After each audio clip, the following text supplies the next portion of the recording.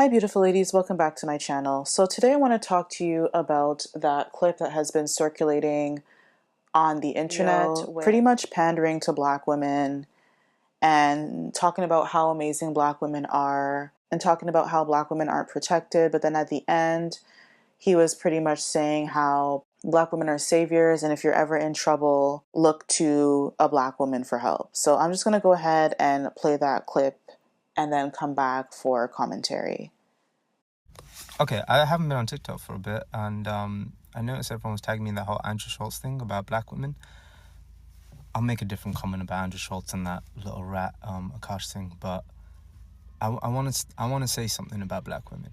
And this was my mother, and I God is my witness right now. May the Lord strike me down if I'm lying. My mother told me and my siblings when we were young kids, before I remember it was when my older brother started secondary school. It was a big deal, my older brother going off to the big boy school, and my mum sat us down and she said, if you're ever in trouble out there in the real world, look for a black woman. My mum said this. My mum was raised in this country from the age of 6, the UK. She said, look for a black woman. She said, anywhere in the world, a black woman will help you. She was never wrong. But it's incredible that my mother said that, and I don't know what my mum went through. But I remember seeing photos of my mum in school when she was in high school and stuff, and she had loads of black friends and stuff, and they were all black women. Because my mum wasn't a pick-me, she only had female friends. And so she obviously felt some protection. And growing up for me, I noticed in my school, it was a very predominantly white school, the black teachers looked out for me. I had a black Jamaican teacher called Mrs. Forrester. She looked out for me. But even outside of school, when I started growing out my hair, it was a black woman that taught me how to look after my curls, what products to use. It's black women that built me up on this platform and got me to where I am. I have to give credit to where credit is due. It was women in general, but black women specifically, who boosted me and told me how pretty I was and how great I was. But I am trying to make a point here, and it's that black women get treated the worst. Malcolm X said this. He goes, unfortunately, they are treated the worst. By the medical field, by the education field, by the police, by everything. Yet they're the ones that give the most love. So as you can see in the clip, he was expressing how his mother told him that if you're ever in trouble, to look for a black woman. And this is the sentiment that a lot of people have across races, where they know that black women are typically the ones to run to everyone's defense, because they know that black women are kind of always been the social justice warriors, the caregivers, the mammies, if you will, who will come to everyone's defense even when those people disrespect them. And so they're pretty much teaching their children that even though a lot of them are anti-black and would never want their sons to marry black women, a lot of them think that black women are unattractive and they call black women names. But when it comes down to them being in need, they teach their children without a shadow of a doubt, don't go to white women or other races of women to save you. Go to the black woman who, even though we do not value her, even though we will do the things that I mentioned previously, you can still look to a black woman to take care of you and protect you, and you should definitely use that to your advantage. And by the way, just wanted to say that this guy is an alleged predator who allegedly blocked a black woman and ended up marrying a white woman after the black woman refused to have phone SCX with him on Tinder. And so now if you try to even go to the original clip that he posted or try to find him, you'll notice that his TikTok account has disappeared. I don't think it's because of the backlash of the video. There's not that much backlash. There's a lot of black women actually saying, oh yes, thank you for acknowledging us. But there is a small group of women who are saying, you're actually a predator. These, of course, are allegations, but I'm saying all this to say that when you see men pandering to black women like this, and I'm particularly talking about non-black men in this case, don't fall for it, because they're often looking to gain something from the interaction by playing on black women's insecurity of not being appreciated by black men. And this is another reason why black women need to stop crying about black men not protecting them or wanting them, especially on the internet or in public, because you don't have any privacy and people are therefore watching you and will use this against you to get what they want. And this guy wanted clout. This guy, I guess, wanted to boost his social media following. At the time that he posted it, he wasn't that big of a creator. He didn't have that big of a following. And so what did he do? He said, the easiest thing that I'm going to do to get this is to play up on Black women's emotions, because very few Black women have emotional intelligence and do not protect themselves through having boundaries. And they're also not protected by each other and by their men. So boom, easy target. Okay, stop begging for Black men's approval. That's not the topic of this video, but just as a whole, since we're on the topic, stop begging for Black men's approval, validation, and desire. Date out and go where you are appreciated, because there are plenty of non-Black men who desire healthy relationships with Black women, who are not like this guy here who just pander to get clout or whatever. They genuinely find Black women of all shades and phenotypes and admixtures or non-admixtures attractive, and they're open to forming healthy, meaningful relationships with you. All right, but back to the topic. This behavior stems from a belief that Black women are saviors, as Black women have historically been the activists fighting for others' rights, often before their own. You see this during the Civil Rights era.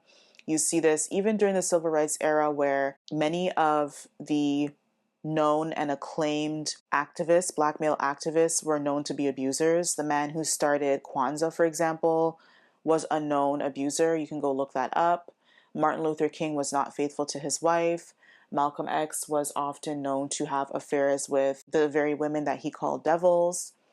But Black women would still be on the front lines, literally sacrificing themselves, their mental health, their well-being, to push and help support the Black man's agenda, and getting nothing in return. Not even loyalty, not even fidelity, nothing. And even presently, we see Black women fighting for cultures who are historically anti-Black. I know that this is going to be a sore point, but it really baffles me when I see Black women fighting for the Palestinian cause, when Arabs, Palestinians included, are known to be anti-Black. And anytime you call that out, they accuse you of being xenophobic and Islamophobic. It has nothing to do with the culture itself or the religion itself. It has to do with the mentalities that people choose to uphold. But then you have Black women being at the forefront advocating for the Palestinian cause. And you can advocate for whatever you want to advocate for, but it really does not make any sense to stand for a group of people who do not care about you and who would not do the same for you.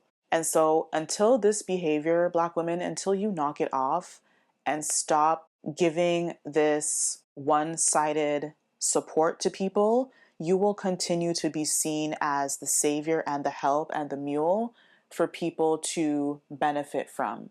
Okay? And then when it comes down to you getting that support in return, you will continue to be on your own, because you're telling the world that this is how you view yourself. You're telling the world that this is how you ought to be treated, because this is what you're responding to. They often don't defend Black women when in trouble, and they even mistreat Black women in daily interactions. Just Black women in general tend to latch on to the plights of other people of color. We saw this with the various civil unrest in the United States, with the Korean communities, with the Chinese communities and Indian communities. You saw Black people advocating for them and supporting them, but then those people will turn around and disrespect you even as customers in their stores, will refuse to rent properties to you or do business with you. And so even with the whole situation on that Canadian business show called Dragon's Den, where these French Canadian business people pretty much disrespected the Asian community by saying that they wanted to reinvent boba or bubble tea, and they were making it better and healthier. And there was a lot of backlash with that, where Simu Liu, he pretty much like called them out for cultural appropriation. But then you see Black women like in the comments saying, oh yeah, down with the colonizers and F those colonizers. But Asian people are notorious for being anti-Black and are notorious for mistreating their Black customers who shop in their beauty supply stores, for example.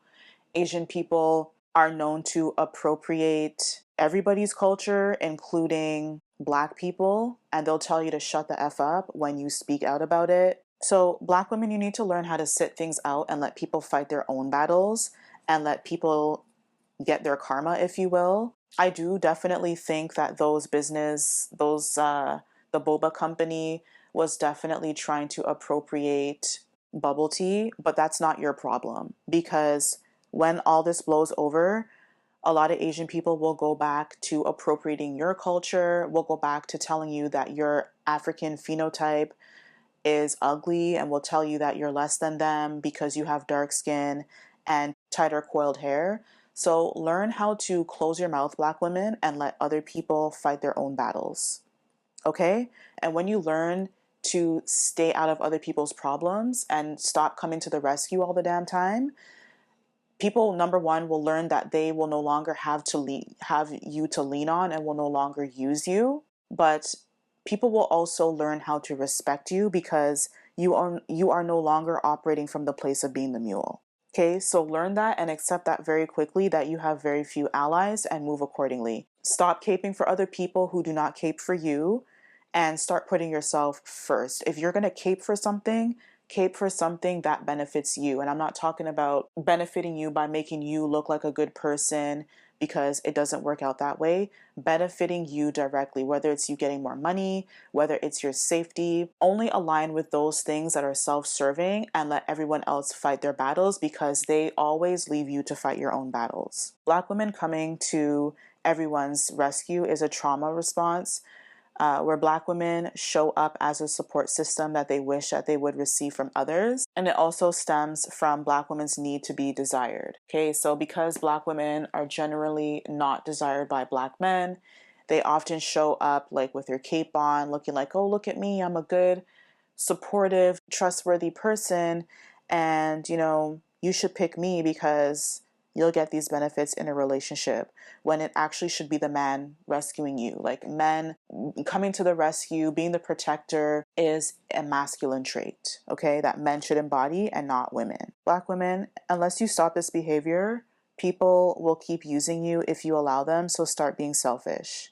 All right, if someone's life is in danger, don't endanger yours by stepping in. Like how this guy said, oh, if you're ever in trouble, go to a black woman. And if the person's not able to call for help, you can call for help with someone who's in charge in the situation. So a manager, a supervisor, teacher, the authorities, and let those individuals deal with it. Okay? There really is no gain or reward in you putting yourself on the line for other people. And I know that a lot of religious women think that self-sacrifice for the good of others is noble and noteworthy. It's really not. And a lot of times, again, you end up getting yourself hurt and in trouble because you wanted to be a savior. All right. This also includes not allowing anyone to trauma dump on you, especially if you're not in some sort of mutually beneficial relationship with them. All right. Be detached from these people. Don't labor in advising them. Let them seek out the help of a therapist. And honestly, most of them won't. And they're just looking to trauma bond with someone, and they don't actually care about your opinion. All right. And when you continue to do these behaviors, you'll notice that it impacts your mental health, and you'll end up being drained because you're constantly giving so much emotional energy and you're not actually getting anything in return. So start being selfish and be self-serving and let people fight their own problems. Let the authorities and those who are in charge do their job and take control of situations. Obviously, like if it's children who are in trouble, again, call the authorities, let them deal with it. Never step into a situation, especially if you're unfamiliar with what's going on, because you do not want to get yourself hurt or in trouble. When you start practicing these self-preservation tactics that every other group does, all right, you don't see white women coming to people's rescue or Asian women or any other group of women, you will notice that people will respect you because you are signaling to them that you respect yourself first and foremost. And people only respect individuals who respect themselves. All right, let me know what you think about this one down below in the comments. Thank you for watching, and I will see you in the next video.